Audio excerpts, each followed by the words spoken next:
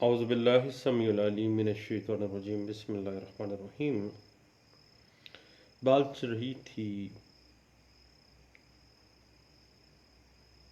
Dismissal of civil appeal in limine, यानी आगाज़ ही में इब्तदाई मरहले पर ही एक सिविल अपील का खारिज हो जाना।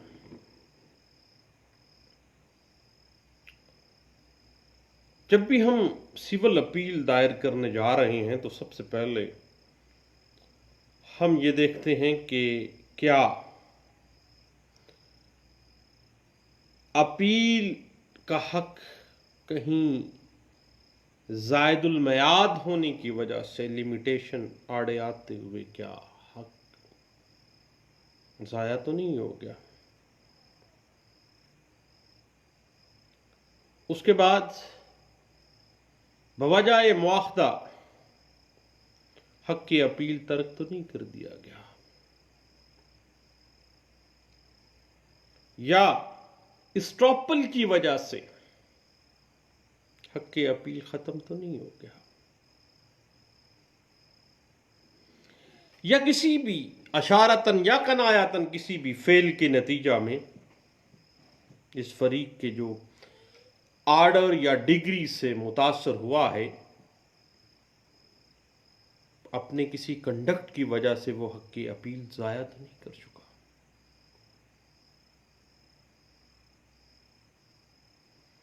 अब हमने ये तमाम मामलात को सामने रखते हुए एपेलेट कोर्ट में अपील को इस तरह से दायर करना है, यानी ड्राफ्टिंग इस अंदाज से होनी चाहिए, और ये सारे क्वेश्चंस जो हैं ये हमें मद्देनज़र रखने पड़ेंगे ताकि अदालत अपील में आसानी के साथ ये अपील जो हम दायर करने जा रहे हैं समाअत के लिए मंजूर हो जाए, और कहीं ऐसा ना हो जाए कि इब्तदाई मरहले पर ही हमारी अपील खारिज हो जाए।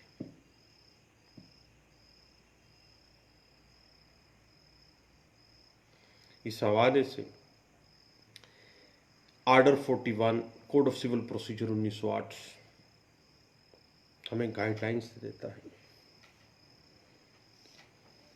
और बास मामलात में मेरे फाजिल दोस्त कहते हैं कि फर्स्ट अपील इब्तदाई मरहले पर बगैर दोनों फरीकैन को समाअत करने की खारिज नहीं हो सकती है। अब मेरे दो फाजिल दोस्तों का यह ख्याल, order 41 rule 11 code of civil procedure 1908 की सरीहन खिलाफ वर्जी है, क्योंकि आर्डर 41 रूल 11 वाज़े कर देता है कि एपेलेट कोर्ट लोअर कोर्ट का रिकॉर्ड मंगवा कर तारीख पेशी बराए समाअत कौंसल अपलांट मुकर्रर करके कौंसल को सुनने के बाद अगर मुनासिब समझे तो मातहत अदालत के अपोजिट पार्टी या अपोजिट पार्टी के वकील को नोटिस दिए बगैर भी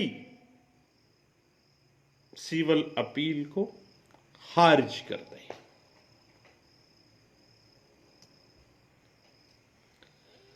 अब सही आर्डर 41 रूल 11 सब रूल 2 वाज़ेह कर देता है कि अगर डेट पर या इल्तवा में दी गई तारीख पर जो समाअत के लिए मुकर्रर की गई है, अगर अपलांट हाजिर नहीं होता, फिर भी एपेलेट कोर्ट सिविल अपील को खारिज करने का हुक्म सादर कर सकती है, और इस तरह से अपील को खारिज करने के बाद मातहत अदालत को जिस अदालत के आर्डर या डिग्री के खिलाफ अपील दायर की गई है वो अपील को खारिज करना नोटिफाई कर देगी।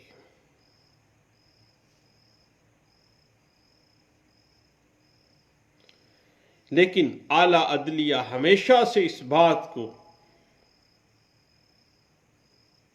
वाज़ेह करती रही है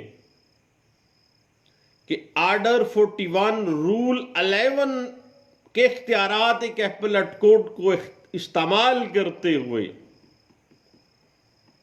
उन इख्तियारात को आर्बिट्रेरी मूड में नहीं इस्तेमाल करना चाहिए, बल्कि अदलो इंसाफ का दामन नहीं छोड़ना चाहिए। इस बात की इंटरप्रिटेशन 2002 SCMR पेज 720 में सुप्रीम कोर्ट ऑफ पाकिस्तान ने की थी। और सुप्रीम कोर्ट ऑफ पाकिस्तान इस हवाले से अपने वर्डिक्ट को बड़ा वाज़ेह रखती है कि एपेलेट कोर्ट को ऐसे सिविल केसेस में जहां पर क्वेश्चन ऑफ फैक्ट या क्वेश्चन ऑफ लॉ उलझा हुआ है, अब मामला अपील में आ गए साहिब, लेकिन क्वेश्चन ऑफ फैक्ट भी उलझे हैं, क्वेश्चन ऑफ लॉ भी उलझा है, तो ऐसे सूरत हाल में एपेलेट कोर्ट को आर्डर 41 रूल 11 इब्तदाई मरहले में अपील को खारिज नहीं करना चाहिए, अदलो इंसाफ का दामन नहीं छोड़ना चाहिए। इस बात को 1968 SCMR पेज 828 सेटल्ड प्रिंसिपल के तौर पे ये बात डिस्कस की गई और 2000 SCMR पेज 91 में इस बात को इंटरप्रेट किया गया था। अब साहिब मामला इस तरह से है कि हायर कोर्ट्स की प्रैक्टिस यही है कि कोई अपील इन लेमनी खारिज न की जाए, सुना जाए। ताहम एपेलेट कोर्ट को इब्तदाई मरहले पर भी अपील खारिज करने का इख्तियार हासिल है अगर अपील की ड्राफ्टिंग में कोई नक्स हो या आर्डर 41 रूल 1 सेक्शन 104 के तहत अपील ना हो सकती हो। अपील ड्राफ्ट करते हुए बतौर वकील ये बात भी देखनी जरूरी है कि एपेलेट फोरम कौन सा है, और अगर अपील सिविल कोर्ट की डिग्री के खिलाफ है तो यह देखना है कि सिविल कोर्ट ऑर्डिनेंस 1962 के तहत अव्वल अपील डिस्ट्रिक्ट जज के पास होगी या डायरेक्टली हाई कोर्ट में जाना है, क्योंकि अगर सिविल कोर्ट ऑर्डिनेंस 1962 के मुताबिक मालियत वाले डिस्ट्रिक्ट जज के इख्तियार समात से वो ज्यादा मालियत की अपील है तो अपील हाई कोर्ट में होगी।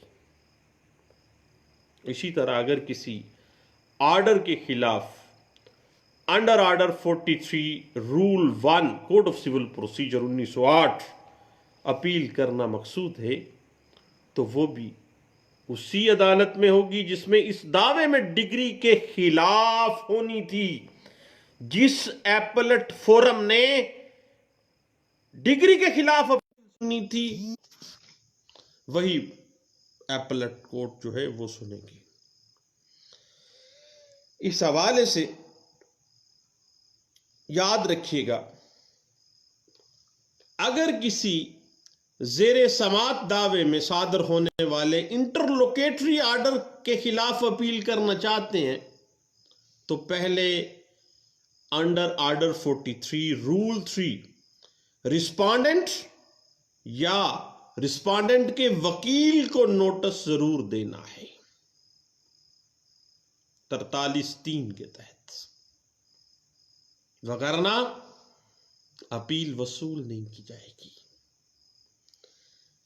यानी इट मीन के एपेलेट कोर्ट उसे इंटरटेन ही नहीं करेगी जब तक ऑर्डर 43 रूल 3 के तहत रिस्पोंडेंट को या रिस्पोंडेंट के वकील को नोटिस न किया गया है। इस हवाले से PLD 2002 page supreme court page 720 है, 1995 एससीएमआर पेज 1675, 2000 एससीएमआर पेज 91 है। और इसी बात को PLD 1983 supreme court Pakistan page 693 और 2006 सीएलसी पेज 787 जो है वो इस बात को इंटरप्रेट कर देती है। अब साहिब बात इस तरह से है कि ऑर्डर 43 के अंदर रूल 3 और 4 का जो इजाफा है, आपको पता है ऑर्डिनेंस नंबर 10 में 1980 में किया गया था ताकि अपील्स का फैसला जल्दी किया जा सके। इसलिए बाज दफा एपलेट कोर्ट का रजिस्ट्री क्लर्क बगैर पेशगी नोटिस अंडर ऑर्डर 43 रूल 3 के अपील वसूल कर लेता है। अब इस ओमिशन से अपील खारिज नहीं होती और बाद में इसकी तकमील हो सकती है, बाद में ये लकूना फिल किया जा सकता है। इस हवाले से हमें गाइडलाइंस कुछ मिल जाती हैं 2012 वाईएलआर पेज 2471 में। और अगर बगैर नोटिस दिए अपील दायर हो जाए और प्री एडमिशन नोटिस रिस्पोंडेंट के नाम पे जारी हो जाए तो नोटिस 43 रूल 3 वाला जो नोटिस है उसकी कमी को पूरा समझा जाएगा कि प्री एडमिशन नोटिस जारी हो गए हैं। क्लर्क ने अपील रख ली, प्री एडमिशन नोटिस जारी कर दिए। 43 order 43 rule 3 code of civil procedure 1908 का जो लकूना था वो फिल हो गया। इस हवाले से 2001 सीएलसी पेज 848 और 2008 सीएलडी पेज 326 को साहिब जरूर देखिएगा। अलबत्ता जो नोटिस है प्री एडमिशन नोटिस अपील की दायरी से पहले देना जरूरी है और अगर नोटिस बजरिया डाक भेजा गया है तो डाकखाने की रसीद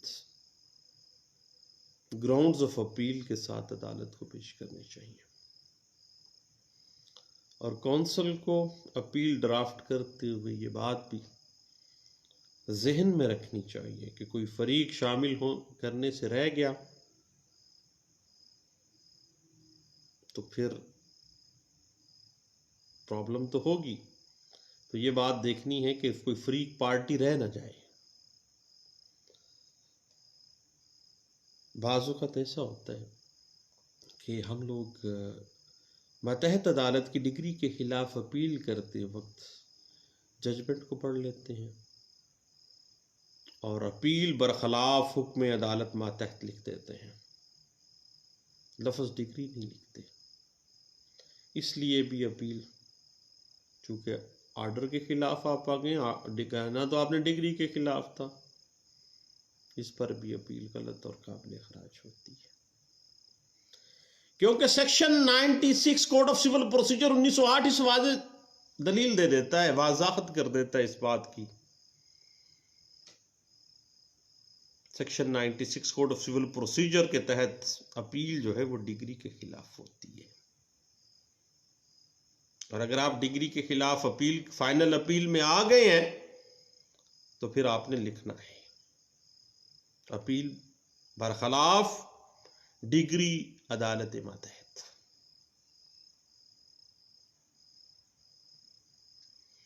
और बाज़ वक़्त हम टाइटल में अपील बनराजगी हुक्म व डिग्री अदालत दोनों चीज़ें कवर कर जाते हैं क्योंकि अपील तो है डिग्री के खिलाफ भी और अपील के खिलाफ भी। ये बात हमने पहले भी अपीलेबल एंड नॉन अपीलेबल जो ऑर्डर्स थे उनकी डिस्कशन में भी इस बात के ऊपर गपशप लगाई थी। और इस हवाले से 2003 सीएलसी पेज 945 और 2003 CLC पेज 1658 जो है वो हमें गाइडलाइन से देता है। और ग्राउंड्स ऑफ अपील के साथ नकल हुक्म, ऑर्डर की नकल या डिग्री की नकल, जो पर्चा डिग्री है उसकी नकल लगाना ज़रूरी है।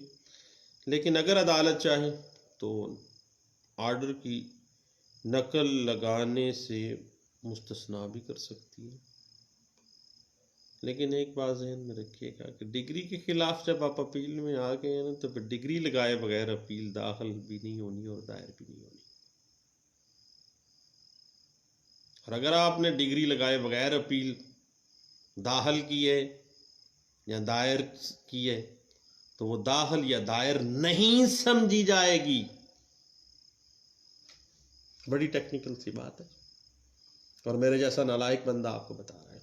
लर्नड काउंसिल्स हैं आप लोग, बड़ी अहम टेक्निकलिटी है।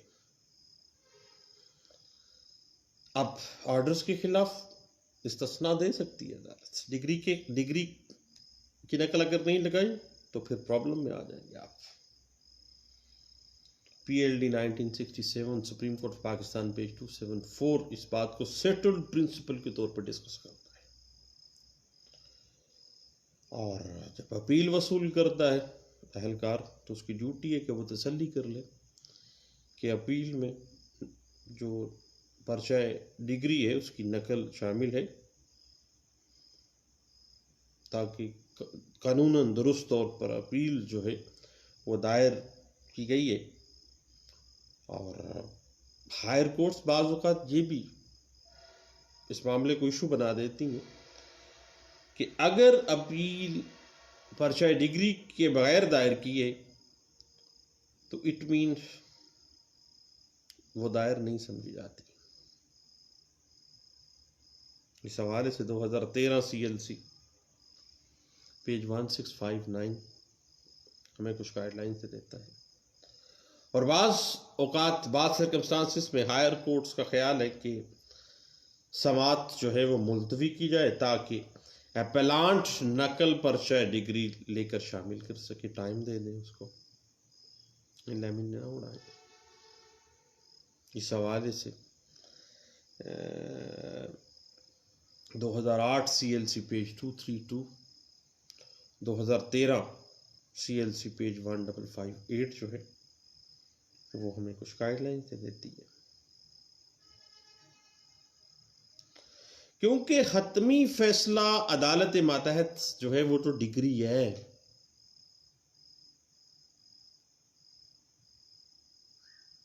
जिसके खिलाफ आप अपील में जा रहे हैं।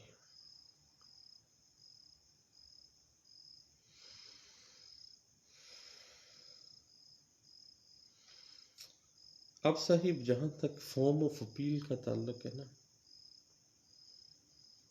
रस्मी तौर पर मीमो ऑफ अपील के इजरा में आपको पता है कि कोर्ट का नाम, अपील के जो पार्टीज हैं उनका नाम पूरा न जाए, ये ज़रा एहतियात करनी है। इंट्रोडक्टरी स्टेटमेंट जो भी है अपील की, फिर आपने ग्राउंड्स देनी है, मालियत अपील जो है वो उसमें शामिल करनी है। आपको पता है कि मालियत अपील का अंदराज करने के लिए कोड ऑफ सिविल प्रोसीजर 1908 में कोई शिक तो नहीं है।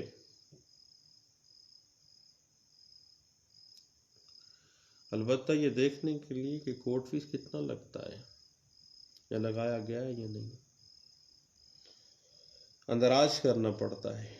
असल हिस्सा अपील जो है वो ग्राउंड्स ऑफ अपील होती है।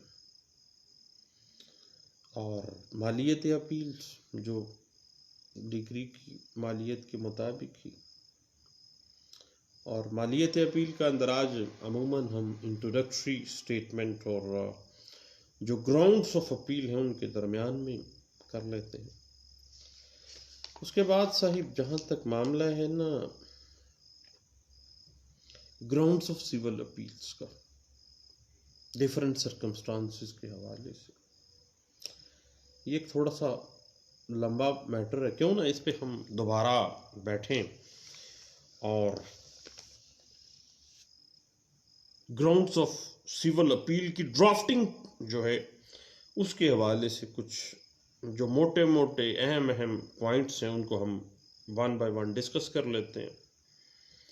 और इस हवाले से आर्डर 41 रूल 1, 2, 3 जो है वो हमें जो है इस बात को इनको देखना पड़ेगा।